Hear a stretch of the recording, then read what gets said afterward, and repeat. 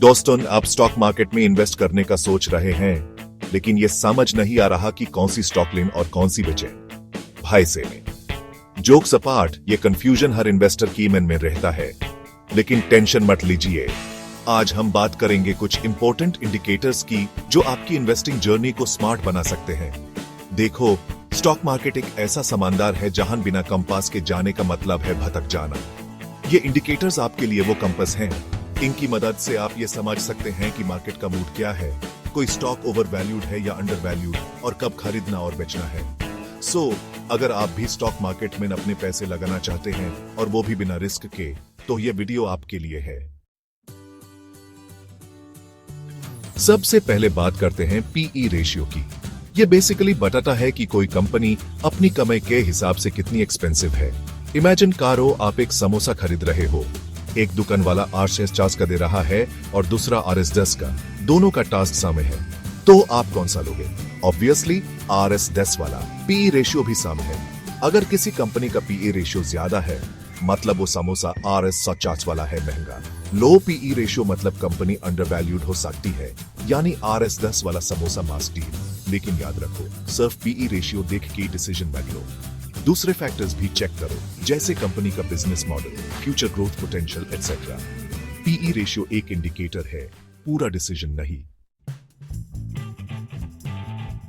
Moving averages की बात करें तो ये आपको ट्रेंड आइडेंटिफाई करने में हेल्प करते हैं। इमेजिन करो, स्टॉक मार्केट एक रोलर कोस्टर है, ऊपर जा रहा है, नीचे आ रहा है, कंफ्यूजिंग है। मूविंग एवरेजेस आपको यह समझने में मदद करते हैं कि रोलर कोस्टर की ओवरऑल डायरेक्शन क्या है, ऊपर जा रहा है या नीचे। There are two main types: simple moving average (SMA) और exponential moving average (EMA). SMA में last few days का एवरेज प्राइस कैलकुलेट होता है, while EMA में recent prices को ज्यादा इंपॉर्टेंस दी जाती है।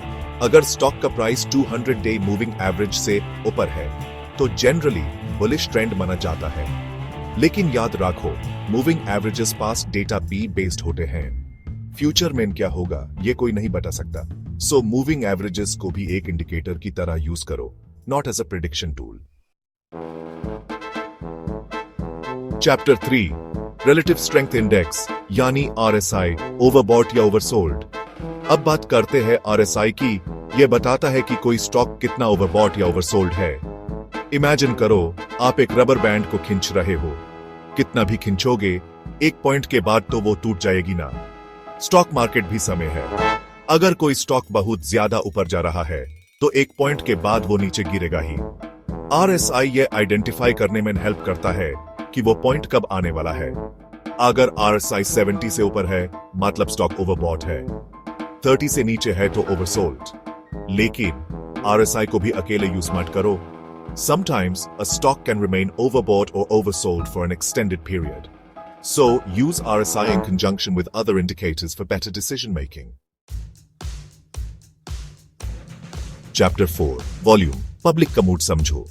वॉल्यूम बेसिकली बताता है कि कितने लोग एक पर्टिकुलर स्टॉक को बाय या सेल कर रहे हैं। इमेजिन करो, आप एक मूवी देखने जा रहे हो, थिएटर खाली पड़ा है, कोई नहीं है, तो आपको क्या लगेगा? पिक्चर फ्लॉप होगी। स्टॉक मार्केट में भी सम है। अगर किसी स्टॉक का वॉल्यूम ज्यादा है, मतलब पब्लिक का इंटरेस्ट है उसमें, हाई वॉल्यूम प्राइस मूवमेंट्स के लिए एक कॉन्फर्मेशन होता है। लो वॉल्यूम मतलब पब्लिक इंटरेस्टेड नहीं है। सो बी कॉशियस। लेकिन याद रखो, वॉल्यूम सिर्फ एक इंडिकेटर है। हाई वॉल्यूम का मतलब ये नहीं कि स्टॉक अपर ही जाएगा। It could also mean a big fall is coming. So use volume along with other indicators for better analysis. Chapter 5, McD trend reversal का सिग्नल। फाइनली बात करते हैं मैकडी की। यह एक मोमेंटम इंडिकेटर है जो आपको ट्रेंड रिवर्सल आइडेंटिफाई करने में हेल्प करता है। इमेजिन करो, आप एक कार चला रहे हो, एपी स्पीड बढ़ा रहे हो, लेकिन एक पॉइंट के बाद आपको ब्रेकें लगानी ही पड़ेगी। MACD भी समय है। यह आपको बताता है कि मार्केट की मोमेंटम कब स्लो हो रही है और ट्रेंड रिवर्सल कब आने वाला है। अगर MACD सिग्नल लाइन को नीचे से ऊपर की तरफ क्रॉस करता है, तो बुलिश सिग्नल है। ऊपर से नीचे क्रॉस करे तो बेरिश सिग्नल। लेकिन MACD को भी अकेले यूज मत करो, फॉल्स सिग्नल्स मिल सकते हैं। Always use it in combination with other indicators like RSI, volume, and moving averages. उतरो, स्मार्ट इन्वेस्टर बनो।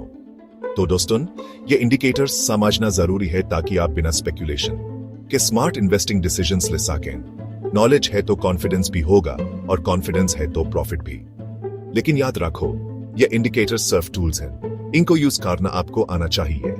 प्रैक्टिस करो, डिफरेंट इंडिकेटर्स के कॉम्बिनेशंस ट्राई करो और अपना एनालिसिस डेवलप करो।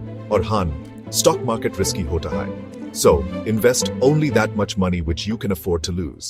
Happy investing.